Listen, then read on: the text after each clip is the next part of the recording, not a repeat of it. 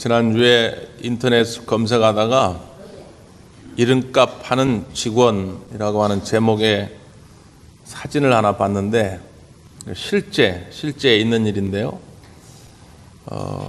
EBS의 아주 유명한 강사신데 국어 선생님이시더라고요. 이름이 뭐냐면 김수학이에요. 김수학. 그래서 이름은 수학인데 어떻게 국어 선생님이 됐을까? 뭐 그런 거예요. 또 어떤 분이 정수기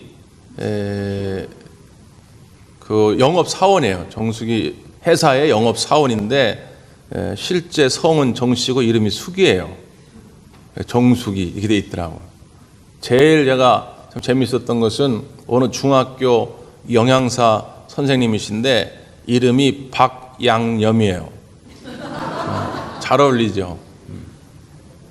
이름값 하는 직원.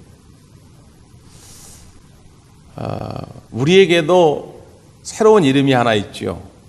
뭐냐면 그리스도인이라고 하는 이름입니다. 실제 교회는 예루살렘 교회에서 출발이 됐지만 예루살렘 교회는 주로 유대인들이 모인 교회였고 이방인들, 그러니까 이스라엘 사람이 아닌 이방인들을 위한 최초의 교회는 안디옥 교회입니다. 그 안디옥 교회에 사람들이 모여들 때에 믿지 않는 세상 사람들이, 교회 바깥에 있는 사람들이 교회 안에 있는 사람들을 바라보면서 이름을 붙여줬어요. 그게 뭐냐? 그리스도인입니다. 크리스찬, 크리스티아나. 이게 원래 무슨 뜻이냐면 그리스도를 따르는 사람들, 그리스도에 미친 사람들, 그런 뜻입니다. 그러니까 요즘 더 맛깔나게 우리말로 번역하면 예수쟁이, 뭐 그런 뜻이에요. 그러니까 바깥 사람들이 보니까 안디옥교에 모인 사람들은 완전히 예수에 미친 사람들이에요. 저거 예수에 미친 사람, 저거 예수쟁이네 그러다가 그게 크리스찬, 우리들의 이름이 됐어요. 저나 여러분은 다 예수 그리스도를 따르는 사람이요, 예수님께 미친 사람입니다. 그리고 예수님께 미친다는 건 뭡니까? 예수님을 따른다는 것. 그래도 이름값하고 살아야죠, 우리가. 그렇지 않습니까? 그리스도인이라고 하는 이름을 얻었으면 그 이름값을 해야 할 텐데 어떻게 하면 주님을 잘 따르는 것일까? 마태복음 22장에 보면 한 율법사가 처음엔 예수님을 시험하려고 와가지고는 툭 건드려 보는 거예요. 시험거리 문제 하나를 툭 던지는데 뭐냐면, 예수님, 성경에서 제일 큰 계명이 뭡니까? 그러니까 아마도 이렇게 얘기하면 다른 부족한 걸 가지고 또 흠집을 내고, 또 이쪽 거 얘기하면 또 이쪽 거 얘기해가지고 또 꼬투리를 잡고, 뭐 그러려고 그냥 툭 던진 거예요. 근데 예수님이 완벽한 답을, 꼬투리 잡힐 게 없는 완벽한 답을 하시지요. 첫째는 마음을 다하고 뜻을 다하고 정성을 다하여 내 하나님을 사랑하라는, 그것이 크고 첫째 되는 계명이다. 여기서 딱 끝났으면 반드시 그 율법사가 꼬투리를 잡았을 거예요. 그러나 또 하나가 있다. 그게 뭐예요? 내 이웃을 내 몸과 같이 사랑하라. 이것은 온 선지자요 강령이니라.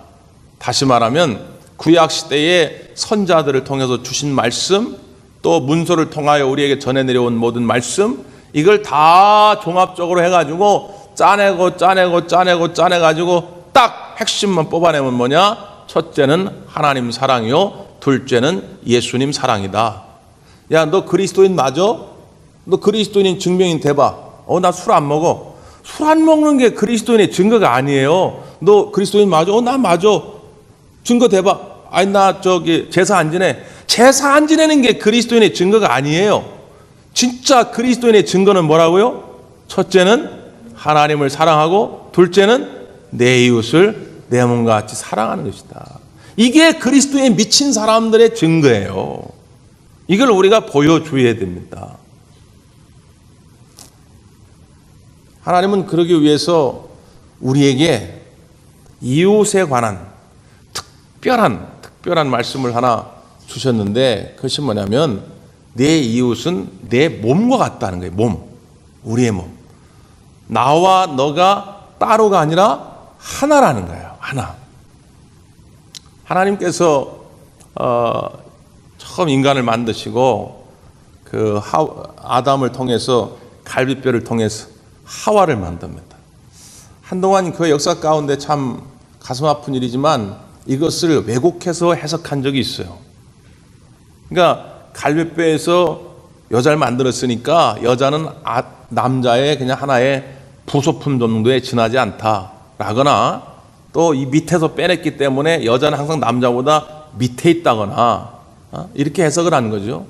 교회 역사 기록을 살펴보다 보면 건 한 6세기까지 교회 가운데 중요한 주제가 하나 뭐냐면 여자가 과연 영혼이 있는가, 여자가 구원받을 만한 자격이 있는가, 이게 6세기까지의 논쟁점 중에 하나였어요. 지금 우리 여성 동지들이 생각하면 엄청 화날 일이죠. 옛날에 그랬단 말이에요. 이게 잘못됐다. 이건 그 해석이 잘못된 거다. 이걸 깨달았어요. 아담의 갈뼈를 통해 여자를 만들었다고 하는 것은 여자가 하나 그냥 구속품이니 밑에 있는 존재라는 게 아니라 무슨 뜻입니까? 하나라는 거예요. 하나. 그래서 남자와 여자는 뗄래야 뗄 수가 없는 하나다. 그래서 하나님 짝을 저어주신 거예요. 그러니까 아담이 걸어오는 하와를 보면서 뭐라고 고백합니까? 이는 내 살 중에 살이요 내 뼈 중에 뼈다. 저가 남이 아니라 나라는 거예요. 나. 우리가 지금 함께하는 형제와 이웃들이 남이 아니라 곧 나라는 거예요. 근데 문제는 뭐예요? 에덴 동산 안에 제약이 들어오지요. 마귀가 유혹을 합니다. 그래서 하나님께 불순종하게 되고 교만하게 되지요. 그때부터 너가 나가 아니라 너는 너라고 보여지기 시작합니다. 그때부터 모든 문제의 책임을 너에게 전가하기 시작해요. 하나님이 저 여자를 나한테 만나게 해주셔서 저 여자 때문에 내 인생 망친 거 아닙니까? 처음에 뭐라고 했어요? 너는 곧 나야. 내 살 중에 살이요 막 내 뼈 중에 뼈. 신나던 아담이 갑자기 문제의 모든 책임을 다 하와에게, 여자에게 돌리기 시작하면서 가정은 금이 가기 시작합니다. 이게 마귀가 하는 짓이에요. 헬라어로 디아블로스, 이게 마귀란 뜻이거든요. 디아블로스, 뭔 중간에 던지다, 이간질시키다, 그런 뜻이거든요. 그래서 마귀는 착 깨트립니다. 가정을 깨트리고 교회를 깨트리고 민족을 깨트립니다. 이 마귀가 하는 짓이죠. 우리 하나님은 어떻게 해요? 우리를 하나 되게 하시기를 원하시는 분인 줄 믿습니다. 우리의 가정이 하나 되고 우리의 교회가 하나 되고 우리 민족이 하나 되기를 원하시는 것이 우리 하나님의 뜻이요 성령께서 하시는 일이지요. 오늘 말씀 가운데도 보면 그 하나님의 마음이 잘 담겨져 있습니다. 자, 1절 한번 다시 읽어보죠. 시작.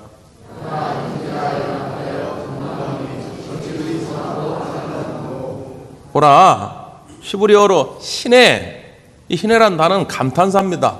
우리말로 굳이 번역하면 와, 오, 뭐 이런 거예요. 근데 와 이렇게 번역하기에는 좀 그렇지요. 그러니까 좀 멋있게 보라. 그냥 원래 옛날 그 다른 번역판에는 보라라는 말이 없는 것도 있어요. 근데 여러분 그냥 읽을 때 형제가 연합하여 동거함이 어찌 그리 선하고 아름다운고, 이 느낌하고 보라 형제가 연합하여 동거함이 야 어찌 그리 선하고 아름다운고, 이 느낌이 다르지요. 그래서 우리가 개역 개정판에 이 감탄사 희내라는 말을 보라로 번역해 넣은 거예요. 그래야 이 느낌이 살아요. 느낌이. 여러분 우리가 인생에 살아가면서 절로 누가 시키지 않아도 저절로 우와 감탄사가 나오는 그런 때가 언제입니까? 로또 복권 당첨됐을 때요? 그거 되지요. 이해 갑니다. 저라도 그럴 거예요. 뭐 그건 나쁜 건 아니죠. 당연히 로또 복권 당첨됐으면 그냥 와 절로 그냥 감탄이 나오겠지. 근데 또 다른 경우, 또 어떤 경우가 있을까?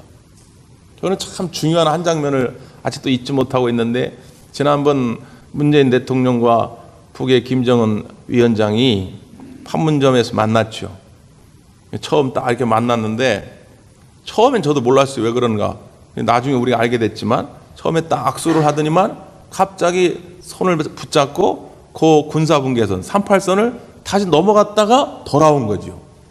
왜 그런가 봤더니 문재인 대통령이 먼저 김정은 위원장은 이제 남한에 왔는데 나는 언제 북한에 가보냐고 그랬더니 김정은 위원장, 지금 그럼 가보십시오. 그리고 손을 붙잡고 그 넘어갔다가 다시 온 거예요. 근데 그거를 일산의 프레스센터에서 3,000명이 넘는 기자들이 보고 그 기자들의 장면을 뉴스에서 보여주는데 막 박수를 쳐요. 여러분, 그곳에는 이해관계가 얽혀져 있는 여러 나라 외신 기자들이 있습니다. 미국 기자도 있겠지만 중국, 일본, 러시아, 또 정치적인 입장이 다른 통일에 좀 이렇게 우호적인 진보적 언론도 있지만 통일에 별로 반대하는, 안 좋아하는 그런 보수적인 언론도 있습니다. 근데 예외할 것 없이 그 3,000명이 넘는 기자들이 다 함성을 지르고 박수를 쳤어요. 그 이유는 뭡니까? 싸우는 것보다, 갈등하는 것보다 하나 되는 것, 연합하는 것이 하나님이 우리에게 주시는 양심이요 본성이기 때문에 그렇습니다. TV에서 드라마를 할 때 하나 되고 화합하는 모습을 보면 괜히 흐뭇하지요. 마음이 따뜻해집니다. 하나님 우리를 그렇게 지으셨어요. 이게 하나님 형상입니다. 근데 막 싸워요. 가정에서 막 엄마 아빠가 싸워요. 교회에서 막 목사와 장로가 막 싸워요. 마음이 불안하지요. 막 짜증나지요. 하나님이 주신 마음이 아니기 때문에 그래요. 성령께서 우리를 충만하게 다스린다면 당연히 하나님의 형상대로 하나님의 기뻐하신 마음을 갖게 하겠지요. 그래서 우리 마음 속에는 늘 화평을 추구하고 연합을 추구하게 돼 있는 거예요. 오늘 말씀도 그 장면이에요. 보라 형제가 연합하고 동감이 얼마나 선하고 아름다운 거. 제목이 이렇게 돼 있죠. 다윗의 시 성전에 올라가는 노래. 이스라엘 백성들은 3대 절기가 있죠. 유월절, 오순절, 초막절. 이 중요한 절기에 예루살렘 성전으로 모입니다. 전국 각지에서. 심지어 성인 남자들은 해외에 있을 때도 비행기 타고라도 옵니다. 그래가지고 이제 전국 각지에서 그 예루살렘에 있는 성전을 향해 쫙 갑니다. 지금이야 이제 다 자동차로 가고 막 하지만은 옛날에는 걸어서 며칠 동안 걸어서 오는 거예요. 그러면 처음에는 나 혼자 출발하지만 걸어가다 보면 이제 동네 사람 만나게 되고 또 조금 더 가면은 저 옆 동네 사람 만나게 되고 조금 더 가면 더 먼 동네 사람도 만나게 되고 성전에 가까울수록 점점 전국에 있는 사람들을 만나게 되죠. 거기는 서로 다른 지파 사람들, 성격이 다른 사람들, 신앙의 논조가, 신앙의 입장이 다른 사람들, 여러 사람을 만납니다. 나하고 친한 사람은 만납니까? 어저께 싸운 사람, 작년에 내 돈 떼어먹고 도망간 놈, 별놈을 다 만납니다. 그런데 성전에 올라가면서 이 노래를 부르는 겁니다. 보라, 형제가 연합하고 동감이 얼마나 선하고 아름다운 거. 우리가 다 서로 다른 입장들을 가지고 있지만, 서로 다른 이해관계를 가지고 있지만 하나님 안에서 이제 우리는 다 한 형제라는 거예요. 어떤 장벽도, 어떤 다름도, 어떤 차이도 뛰어넘을 수 있는 형제가 하나님 안에서 이루어지는 거죠. 그래서 여러분이 예배당에 나올 때마다 그런 마음으로 나오셔야 됩니다. 신앙생활은 크게 두 가지라고 그랬죠. 첫째는 하나님을 사랑하는 것이다. 예배당에 나올 때 하나님 감사합니다. 나를 구원해 주시고 또 지난 한 주간도 나를 지키시고 돌보심의 은혜에 감사합니다. 그런 마음으로 나오는 것이고, 또 하나는 뭐라고요? 하나님, 이 장로님, 이 권사님, 이 집사님, 지금 내 옆에 있는 믿음의 식구들을 만나게 해주심을 감사합니다. 분명히 서운한 게 있을 수 있지요. 오해된 게 있을 수 있겠지만 내가 우리 대광교회에서 이 믿음의 식구들을 만나게 한 하나님 감사합니다. 그래야 여러분이 완벽한 예배가 되는 거예요. 나는 하나님께 감사했어요. 나는 하나님께 찬양했어요. 하나님 사랑에 나는 감격해서 헌금도 드렸어요. 그런데 저 인간은 꼴 보기 싫어요. 그건 완벽한 예배가 아니에요. 온전한 예배가 아니라 그 말이죠. 온전한 예배는 하나님께 사랑을 드리고 내 이웃을 내 몸처럼 사랑하는 것, 이게 온전한 예배인 줄 믿습니다.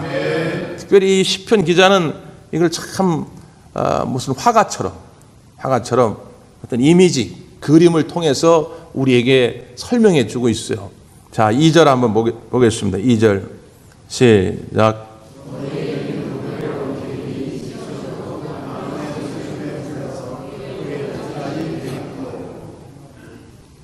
보배로운 기름이 내림 같다. 이게 첫 번째 그림인데, 아론은 이스라엘의 제사장의 첫 번째입니다. 제1 제사장이에요. 그 아론의 후예들, 그 레위 지파가 이제 쭉 그 제사장직을 이어가지요. 근데 이제 모세가 아론을 세웁니다. 이제 제사장 직분을 줘야 될 거 아닙니까? 그럼 제일 중요한 그 퍼포먼스, 제일 중요한 그러니까 예식이 뭐냐면 머리에 기름을 붓는 겁니다. 감람류, 요즘 표현으로 하면 이제 올리브 위에다가 뭐 계피, 뭐 창포 몇 가지를 섞어가지고 향을 나게 만들어가지고 이제 딱 아론이 앉아 있으면 그 위에 그 기름을 다 붓습니다. 이렇게 살짝 붓는 게 아니라 흠뻑 붓습니다. 흠뻑. 그러면 이제 그 기름이 딱 흘러내리면서 그 아론의 수염을 타고 이렇게 쭉 내려오죠. 그래서 이 옷까지 내려옵니다. 그러면 그 은은한 향기가 거기 참여한 사람들이 다 맡을 정도로 쫙 퍼집니다. 마치 그렇게 머리 위에 부은 기름이 옷까지 내림 같다. 뭐가요? 뭐가 그렇다는 거예요? 형제가 연합하고 동거함이 그렇다는 거예요. 그 여러분 이게 무슨 의미입니까? 머리 위에 기름을 붓는다고 하는 것은 무슨 뜻이냐면 하나님의 은총이 너와 함께 하기를 바란다, 그런 뜻이에요. 하나님의 능력이 너와 함께를 바란다. 저도 목사 안수 받을 때 서울 남년의 감독님들이 쭉 나오셔가지고 여러분이 저 위에 머리에 안수를 했어요. 그 안수의 내용이 뭐냐? 그 전능하신 하나님이 앞으로 이 서목사와 함께해서 앞으로 걸어가는 길에 목회의 승리가 있길 바란다. 그게 축복의 내용이에요. 그러니까 머리 위에 부은 기름이 쫙 내린 것 같다. 이 말은 하나님의 은총이, 하나님의 사랑, 하나님의 능력이 임하는 것과 같다는 거예요. 뭐가요? 뭐가 이렇다는 거예요? 형제가 연합하고 동거함. 형제가 함께 할 때, 연합할 때 하나님의 은총이, 하나님의 능력이 그 자리 가운데 임할 줄 믿습니다. 반대의 개념은 뭐예요? 깨어지고 나뉘어지고 갈등하면 하나님의 능력이 임할 수가 없다는 거예요. 아무 일도 할 수가 없다는 거예요. 그게 교회가 됐든 가정이 됐든 일터가 됐든 말이죠.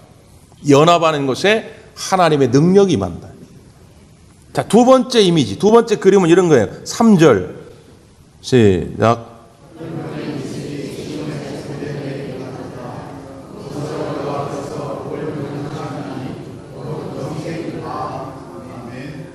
헐몬의 이슬이 내린 것 같다는 거예요. 헐몬산은 이스라엘 최북단에 있는 산입니다. 만년설이에요. 늘 추워요. 이스라엘은 강우량이 많지 않습니다. 근데도 농사가 가능합니다. 생명체가 살아갑니다. 사막에도 떨겨나무 같은 게 막 자라지요. 뭐 때문에 그렇게 자라죠? 새벽 이슬입니다. 새벽 이슬. 낮에는 잘 보이지도 않는데 새벽녘에 내리는 보일까 말까한 그 이슬이 그 땅을 적시고 그게 생명력을 불러일으켜요. 그 새벽 이슬이 어디서 오느냐? 그 헐몬산으로부터 내립니다. 여기 말하는 시온의 산들, 이 말은 원래 예루살렘에 있는 산들, 뭐 우리나라 계양산 같은 것도 아니에요. 사실 이렇게 언덕 같은 건데 성경에 보면 다 산이라고 표현됩니다. 그 예루살렘에 있는 산, 더 나아가면 이스라엘 전체를 말하는 거죠. 헐몬산에서 내린 그 새벽 이슬이 이스라엘 전역을 적셔가지고 생명력을 일으킵니다. 풀들이 자라게 하고 그 풀들이 자람으로 양들이 먹을 수 있게 하고 말이죠. 그렇게 헐몬의 이슬이 내린 것 같다는 거예요. 뭐가요? 형제가 연합하고 동거함이. 연합하는 것에 생명력이 있다는 거예요. 연합할 때, 함께 할 때 뭔가 생명력 있는 일들이 일어나는 거지요. 반대는 뭐예요? 깨어지면, 나뉘어지면 죽게 돼 있어요. 하던 것도 죽게 돼 있어요.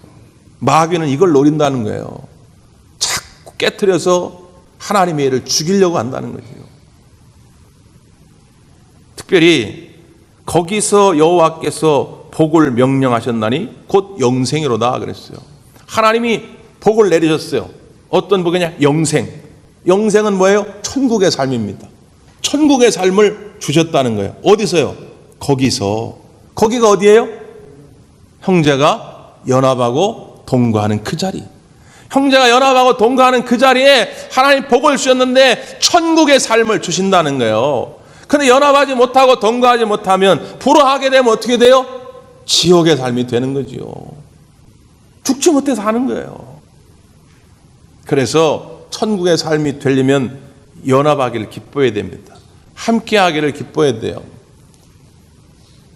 저는 하나님이 이 민족을 사랑하셔서 더 이상 지옥 같은 지난 65년의 삶을 끝내고 천국 같은 삶을 우리 민족 가운데 허락하실 줄 믿습니다. 올해가 휴전협정 65년입니다. 너무 길었지요. 어떤 이는 통일되면 돈 많이 든다고 그러는데 여러분, 지난 65년 동안 이 분단을 고착하는 데 드는 비용이 통일 비용보다 몇 배가 들어간지 아십니까? 지금도 수많은 실향민들이 저 북에 아직 살아있는 가족들을 만나지 못하고 매일 눈물로 담요를 적십니다. 왜 이래야 됩니까? 다행히 하나님이 평화의 바람을 불게 하셔서 올해 종전선언, 나아가 평화협정까지 가자고 하는 것이 전 세계 많은 사람들의 지금 의견입니다. 여러분도 위에서 기도해 주시기를 바라고요. 그래서 이 민족이 하나 돼서 더 역량을 딱 집중해 가지고 전 세계에 복음을 전하고 전 세계 지도자 역할을 감당할 수 있는 민족이 되기를 바랍니다. 또 뿐만 아니라 여러분의 가정이 평화하고 여러분의 가정의 갈등의 문제가 풀려지고 연합하는 일, 함께하는 일이 넘칠 수 있기를 바랍니다. 물론 우리 교회도 마찬가지입니다. 교회. 근데 제가 이렇게 보니까 왜 가정이나 교회 안에서 자꾸 이 협력, 함께하는 일이 더딜까? 요즘 어떤 전문가가 그러는데 옛날에는 왕따가 문제였는데 요즘 잣다가 문제라고. 그게 무슨 말입니까? 옛날에는 외부적으로 짜가지고 왕따를 시켰는데, 그래서 5명 있는데 4명에서 한 사람을 왕따를 시켰는데 요즘은 그게 아니라 스스로 스스로를 따돌린다는 거예요. 누가 뭐라 하는 사람도 없는데 그냥 자기 스스로 위축돼 가지고 난 저기 가면 어울리지 않을 거야, 저기 가면 애들이 쑥은되겠지, 저기 가면 저 사람들이 날 싫어하지 않을까, 자기 스스로 자기를 따돌린다는 거예요. 이게 굉장히 큰 문제라는 거예요. 여러분은 사랑받기 위해 태어나고 행복하기 위해 태어나고 존귀함을 누리기 위해 태어난 존재인 줄 믿습니다. 자신감을 가지세요. 자신감. 근데 왜 자꾸 함께하기를 싫어할까? 그 지나간 과거의 잘못된 경험들이 앞으로 나아가는 걸 막아요. 네? 여러분, 우리가 몸의 힘, 체력을 기르려면 어떻게 됩니까? 운동을 해야 하잖아요. 운동하려면 힘들죠. 걷기 운동하는 것도 굉장히 힘들고 막 땀나고 호흡이 가빠지고. 등산 한번 해보십시오. 저도 계양산 몇 번 올라갔다 왔는데 계양산 정상까지 가려면 굉장히 힘들잖아요. 막 다리도 후들거리고. 그런데 그렇게 함으로 적당한 스트레스, 적당한 긴장감을 주므로 그게 반복되고 훈련되어지면 강인한 체력이 생기죠. 아이고, 나는 그 힘들어. 난 아무것도 안 할래. 집에서 아무것도 안 하고 가만히 있어 보십시오. 그때부터 병이 생겨요. 그런 거 아닙니까? 이게 머리도 마찬가지예요. 머리, 두뇌의 힘. 우리가 지력이라요, 지력. 요즘 이 스마트 기기 때문에 많은 사람이 걱정을 해요. 뭐 나이 드신 분들이야 그렇다 치더라도 아이들이 계속해서 머리를 써야 되거든요. 근데 이 머리를 쓸 영역들을 스마트 기계가 대신해줘요. 그럼 어떻게 되냐? 이 지력이 떨어지는 거예요. 저희 때나 요즘이나 수학 공부하기 싫은 아이들이 늘 하는 레파토리가 있어요. 아니, 덧셈 뺄셈만 하면 먹고 사는데 지장하는데 우리가 왜 인수분해를 하고 왜 미분적분을 하고 왜 우리가 이런 걸 해야 됩니까? 굉장히 이론적인 얘기 같은데 공부하기 싫어서 하는 얘기예요, 그냥. 여러분, 그건 맞죠? 아니, 덧셈 뺄셈만 하면 먹고 사는데 아무 지장 없어요. 근데 그걸 우리가 왜 합니까? 그 고난이도의 수학 문제들을 왜 풀죠? 자꾸 머리에 긴장을 주어서 스트레스를 주어서 그걸 풀어가면서 뇌가 활성화되고 뇌의 기능이 더 좋아지고, 그러면 이제 인생을 살아가다가 어떤 문제를 만났을 때 우리의 뇌가 그걸 풀어간다 그 말이에요. 근데 나는 귀찮아, 아무것도 하기 싫어, 나는 아무 생각도 하기 싫어. 가만히 있어 보십시오. 그럼 어떻게 됩니까? 영적 치매가 와요. 정신의 치매가 와요. 아무것도 생각할 수 없는, 계산할 수 없는 그런 존재가 돼버린다 그 말이죠. 관계도 저는 마찬가지라고 생각해요. 관계의 힘, 협력이라 할 수도 있고 친화력이라 할 수도 있는데 긴장 없는 발전은 없어요. 처음에 셀 모임을 갔는데 인간들이 다 내 마음 들면 얼마나 좋겠습니까? 에? 하도 오라 해서 갔는데 말을 툭툭 내뱉는데 얼마나 배기 싫은지 말이죠. 야, 셀 모임은 그런 거야. 가봐야 듣기 싫은 소리나 듣고 모였더니 남 욕이나 해다고. 야, 선교행 그런 거야. 갔더니 돈이나 자꾸 내라 그러고. 야, 사역팀 마찬가지야. 아이, 나도 먹고 살기 힘든데 모여가지고 자꾸 뭐 걷어가지고 누구 왜 봉사하자 그러고. 아, 시간 없어 죽겠네. 나와서 청소하라 그러고. 어느 때부턴가 자기 나름의 선을 그어놓은 것이죠. 여러분, 긴장 없는 발전은 없다니까요. 그 순간만 살짝 넘어가면 그 이후에는 정말 말로 다 표현할 수 없는 황홀감이 우리에게 찾아옵니다.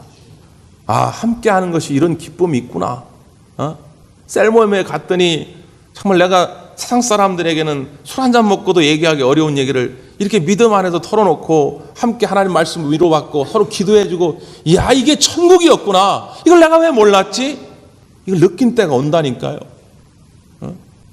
함께 하기를 기뻐할 수 있어야 됩니다. 지난 2005년 둔하게로 날아오르는 건강한 교회를 선언하고 대그룹의 이 공중 예배와 소그룹의 교제의 날개가 있어야 한다고 수도 없이 강조했습니다. 그래야 건강하게 신앙이 발전할 수 있다. 여러분, 그럼 지금도 마찬가지입니다. 두 날개가 없으면 더딜 수밖에 없어요. 선입견을 버려두시고 여러분 교회에서도 연합하기를 기뻐하고 가정에서도 연합하기를 기뻐하고 또 이 민족이 연합하기를 기뻐해서 천국의 삶을 누릴 수 있기를 간절히 바랍니다. 네, 기도하겠습니다.